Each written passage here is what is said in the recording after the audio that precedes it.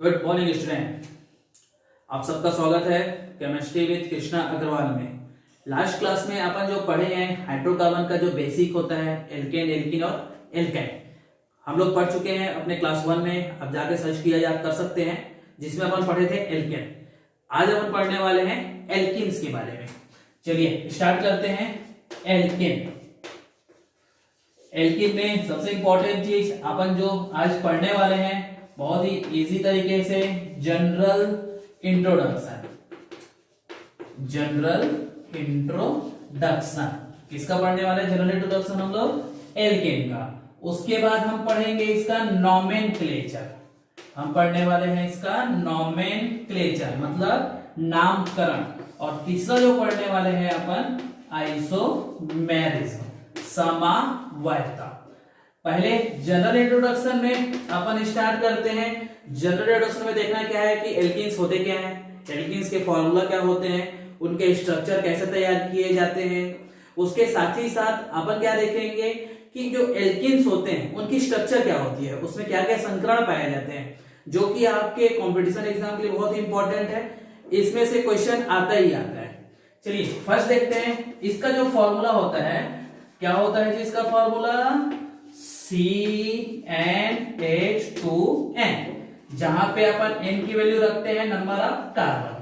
Number of carbon तो number of carbon मतलब C1, C2, C3, C4, C5 इस type का। C1 को हम लोग क्या बोलते हैं? मैथ। C2 को बोला जाता है एथ। C3 को बोला जाता है प्रोप। C4 को बोला जाता है ब्यूट।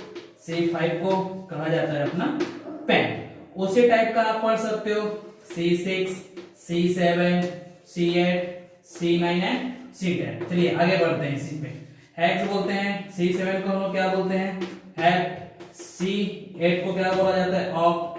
C9 को नॉन और C10 को कहते हैं हम लोग डेक।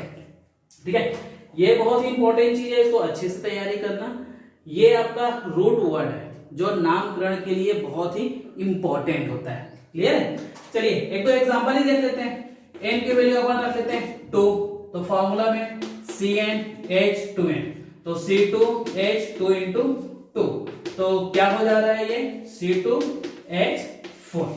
अब आगे चीज ध्यान दीजिएगा, सबसे पहला ये कहलाता है आपका मॉलिक्यूलर फॉर्मूला। क्या कहलाएगा जी? ये मॉलिक्यूलर फॉर्मूला। अब सेकेंड देखते हैं इसी का स्ट्रक्चरल फार्मूला।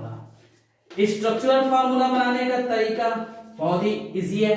कार्बन की संख्या कितनी है? 2, 1 और 2। ठीक है, एल्कीन है। बस एक चीज को याद रखिएगा, जो ये इन वाला वर्ड है, इन जब भी आता है तो हमेशा दिमाग में चलना चाहिए कार्बन और कार्बन बीच में क्या होगा? एटलीस्ट एक डबल बॉन्ड होगा ही होगा। ठीक है, चलिए कार्बन और कार्बन बीच डबल बॉन्ड अरेंज करते हैं। कार्बन वैलेंसी सब जानते हैं कितनी होती है? 4। 1 2 3 4, 1 2 3 और ये 4। हाइड्रोजन को अपन क्या कर दिए? अरेंज कर दिए। ओके, अब देखते हैं आगे जो पढ़ोगे CH2 डबल बॉन्ड CH2 ये कहां से आया भाई? कार्बन 1 है, इसके साथ कितने हाइड्रोजन लगे हुए हैं? 1 और 1 2, अपन 2 लिखे।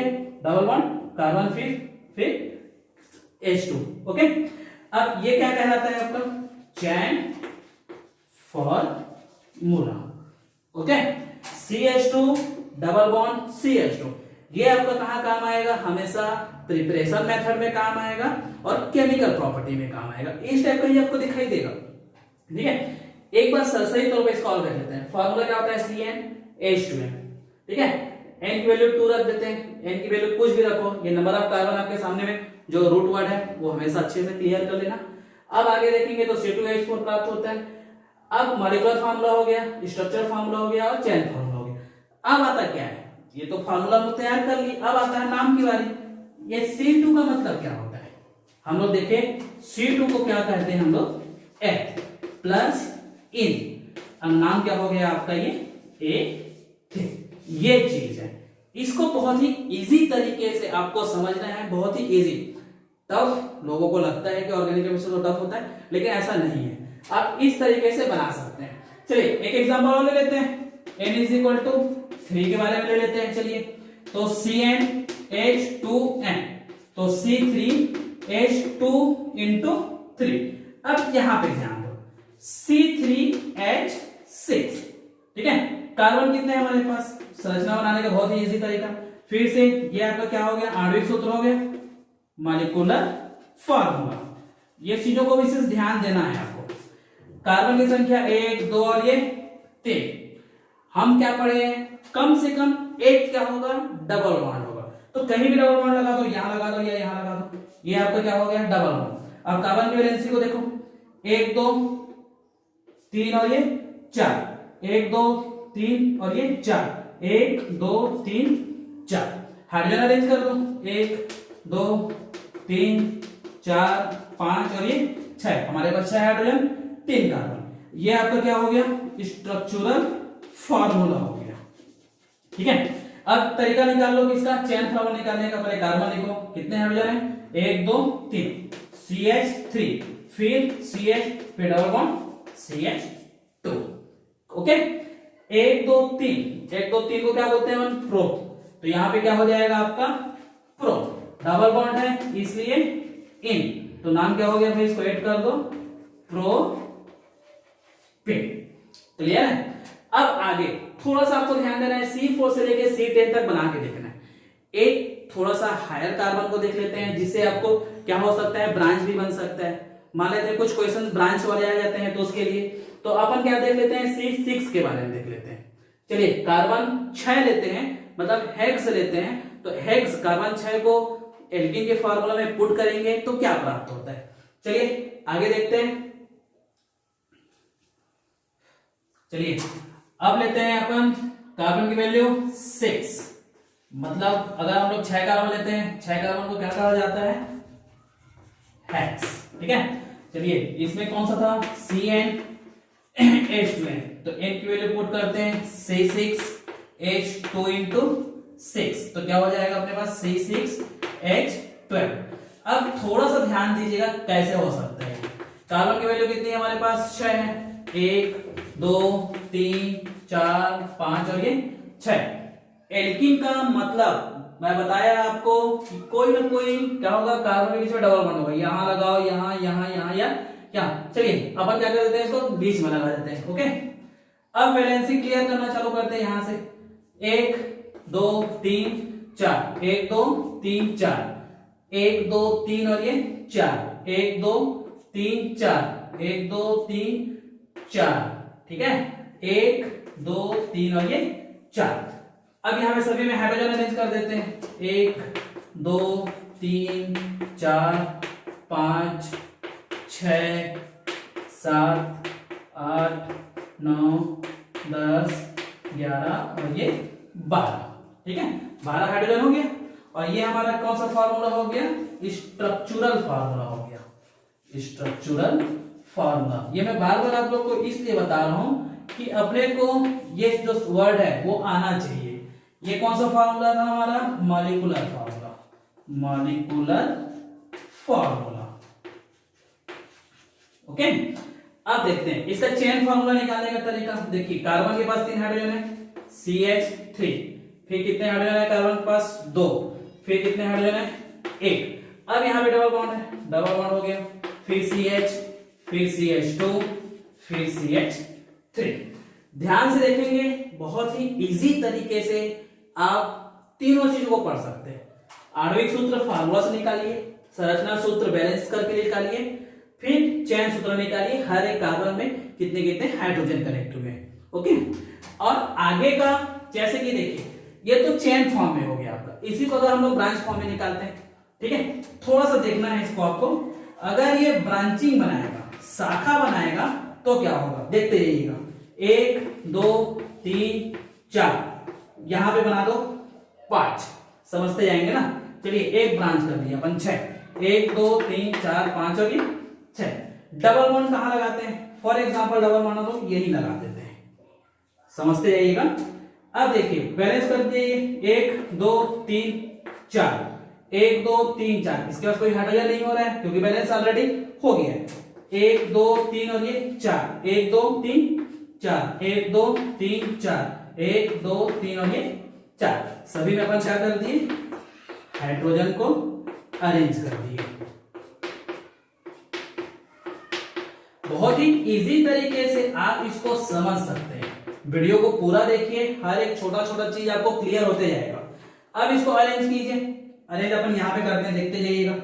पहले हमारे पास CH3 है ये, उसके बाद C है, कोई हाइड्रोजन इसके पास नहीं है, ये डबल बॉन्ड, फिर ब्रांच में अपने पास क्या आ गया CH3, उसके बाद क्या है अपने पास CH, नेक्स्ट CH, फिर क्या है CH3।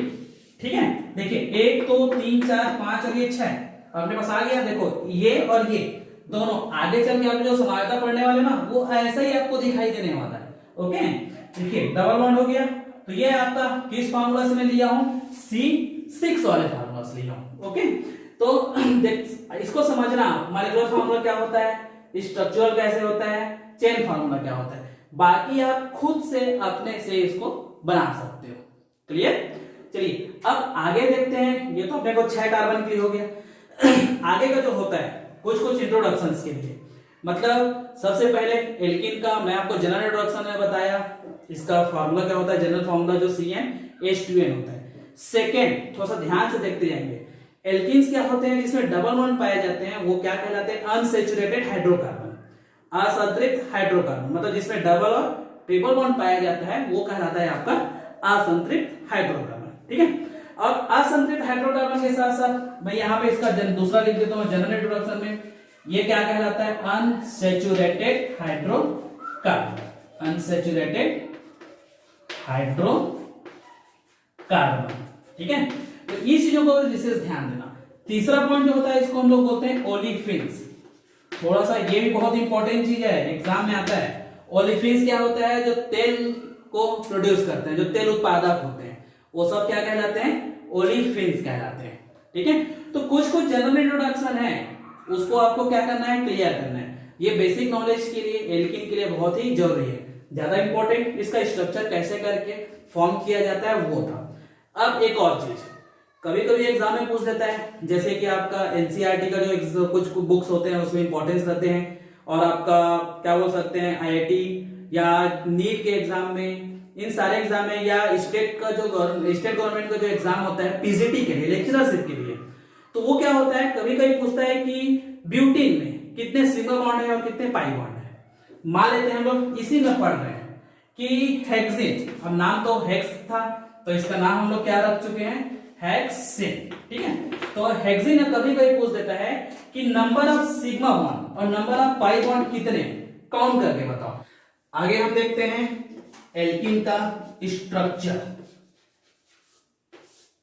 स्ट्रक्चर में क्या है, कार्बन, डबल बॉन्ड, कार्बन, उसके बाद आपका hydrogen, hydrogen, hydrogen and hydrogen, जहां पे pi bond and sigma bond, ये जो एंगल है और ये जो एंगल है, मतलब हाइड्रोजन कार्बन और कार्बन के बीच का जो एंगल होता है वो 121 अंश होता है, और हाइड्रोजन कार्बन और हाइड्रोजन का जो एंगल होता है वो 116 अंश का होता है, जिसमें ये कार्बन मतलब एल्किन के दोनों कार्बन sp2 संकरित होते हैं, sp2 संकरित, मतलब ये sp2 हाइब्रिडाइज्ड होते हैं। इन चीजों को विशेष ध्यान देना है। एक बहुत ही इंपॉर्टेंट चीज होता है कार्बन और कार्बन, जैसे कि एल्किन में जो कार्बन और कार्बन के बीच में जो डबल बॉन्ड होता है, ये जो डबल बॉन्ड होता है बहुत ही क्या होता है, अस्थायी होता है। ये क्या होता है, अनस्टेबल होता है। ये बहुत ही इंपॉर्टेंट है केमिकल रिएक्शन के लिए। ये अनस्टेबल होता है, इसलिए ये इलेक्ट्रोफिलिक रिएक्शन देता है, इलेक्ट्रोफिलिक रिएक्शन देता है। ये हमेशा थोड़ा सा इसको विशेष ध्यान देना है। फर्स्ट पॉइंट है ये अनस्टेबल होते हैं, सेकेंड ये इलेक्ट्रोफिलिक रिएक्शन देता है, मतलब ये इलेक्ट्रोफिलिक क्यों देता है, क्योंकि इसमें क्या पाया जाता है, पाई लोब्स पाए जाते हैं, पाई बॉन्ड पाए जाते हैं। इन चीजों को थोड़ा सा अच्छे से ध्यान देना। ये जो रिएक्शन है ये बहुत ही इंपॉर्टेंट चीज है जब हम पढ़ेंगे इसका केमिकल रिएक्शन, जब हम स्टार्ट करेंगे इसमें केमिकल रिएक्शन। ओके, फिर से रिपीट कर देते हैं एक बार। स्ट्रक्चर में कार्बन कार्बन के बीच में डबल बॉन्ड, हाइड्रोजन कार्बन और हाइड्रोजन में 116 अंश का कोण बनेगा और हाइड्रोजन कार्बन कार्बन के बीच में 121 अंश का कोण बनेगा। इसके दोनों कार्बन जिसमें डबल बॉन्ड होते हैं sp2 हाइब्रिडाइज्ड होते हैं। अब हम जानते हैं कि sp2 हाइब्रिडाइज्ड जो संकरण होते हैं उसमें बॉन्ड एंगल कितने अंश का होता है, 120 अंश का होता है। ठीक है, आगे हम देखते हैं एल्कीन जो डबल बॉन्ड होता है जिसके कारण ये अनस्टेबल होते हैं और ये इलेक्ट्रोफिलिक रिएक्शन देते हैं। और इलेक्ट्रोफिलिक रिएक्शन देने के बाद तीसरा पॉइंट और लिख सकते हो आप, ये आगे चल के क्या बना लेता है, एल्केन का निर्माण करता है। डबल बॉन्ड से सिंगल बॉन्ड या एल्केन का निर्माण करता है। ओके, आगे इसको अच्छे से नोट डाउन कर लीजिएगा। अब हम देखने वाले हैं नोमेनक्लेचर, एल्कीन का नामकरण कैसे करना